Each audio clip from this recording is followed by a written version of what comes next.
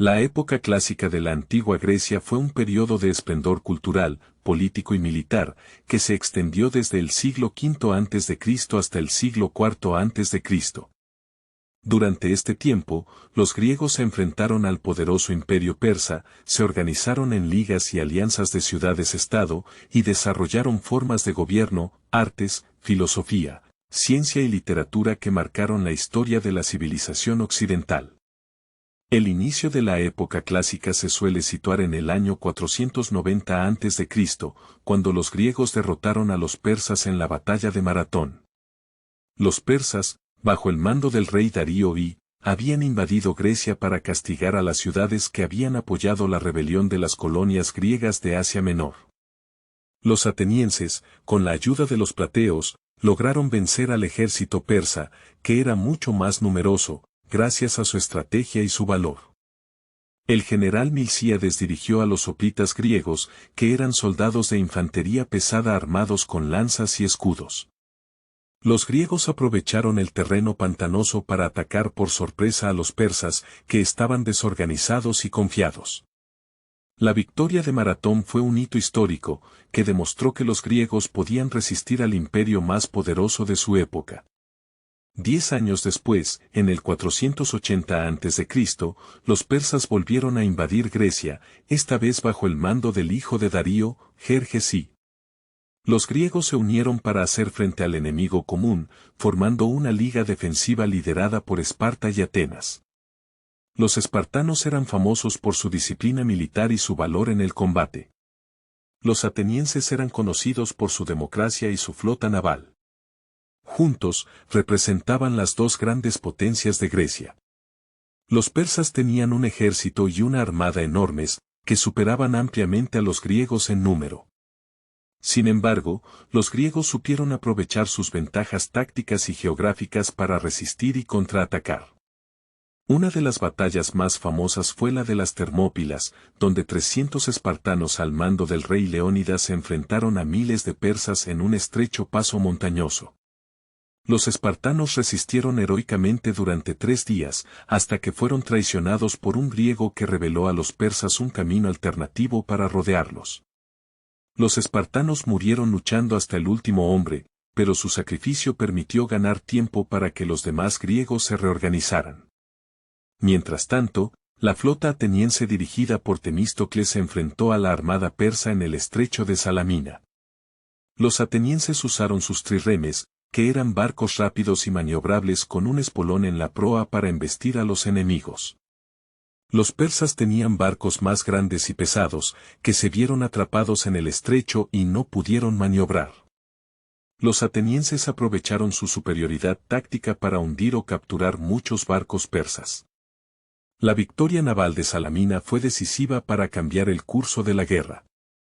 Al año siguiente, en el 479 a.C., los griegos derrotaron definitivamente a los persas en la batalla de Platea. Los hoplitas griegos formaron una falange compacta y disciplinada, que resistió los ataques de la caballería y la infantería persas. Los griegos también vencieron a los persas en la batalla naval de Mícala, donde desembarcaron y lucharon cuerpo a cuerpo con los enemigos. Estas victorias pusieron fin a las invasiones persas en Grecia y marcaron el inicio del dominio griego en el mar Egeo y el Mediterráneo oriental. Después de la guerra contra los persas, Atenas se convirtió en la ciudad más poderosa y rica de Grecia. Bajo el liderazgo de Pericles, Atenas se transformó en un centro cultural y político que atrajo a los mejores artistas, filósofos, escritores y científicos de su época.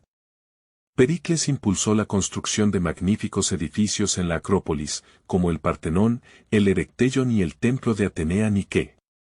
Estos edificios eran ejemplos de la arquitectura clásica griega, que se caracterizaba por el uso de columnas, frontones y frisos decorados con esculturas. El Partenón era el templo dedicado a Atenea, la diosa protectora de la ciudad. En su interior había una enorme estatua de oro y marfil de la diosa, obra del escultor Fidias.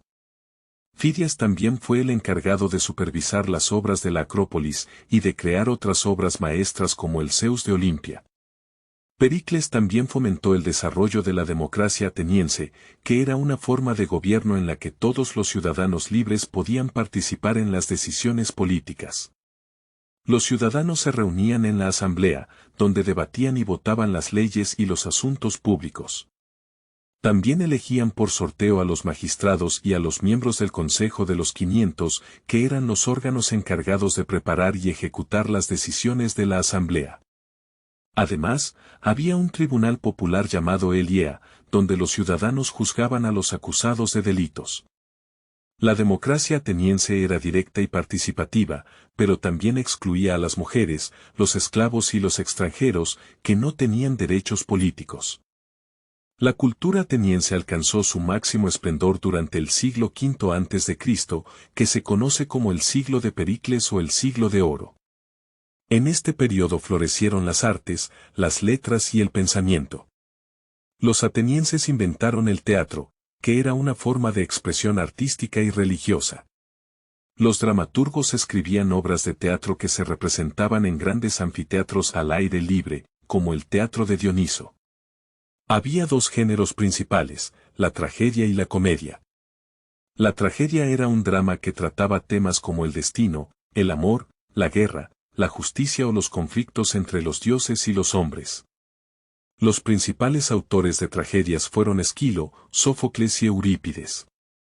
La comedia era una obra que ridiculizaba a los personajes o situaciones de la actualidad, con un tono humorístico y crítico. El principal autor de comedias fue Aristófanes. Los atenienses también desarrollaron la filosofía, que era una forma de buscar la verdad mediante la razón y el diálogo. Los filósofos se preguntaban sobre el origen y el sentido de la vida, la naturaleza del conocimiento, la moral, la política y la belleza. Los primeros filósofos se llamaron presocráticos, porque vivieron antes o durante la época de Sócrates. Entre ellos destacaron Tales de Mileto, Pitágoras, Heráclito y Parménides. Sócrates fue el filósofo más influyente e importante de la antigüedad. Sócrates no escribió nada, sino que enseñaba oralmente a sus discípulos mediante un método llamado mayéutica, que consistía en hacer preguntas para provocar el razonamiento y el autoconocimiento. Sócrates defendió la búsqueda de la virtud y el bien como forma de alcanzar la felicidad. Fue acusado de corromper a la juventud y de no respetar a los dioses tradicionales, y fue condenado a morir bebiendo cicuta.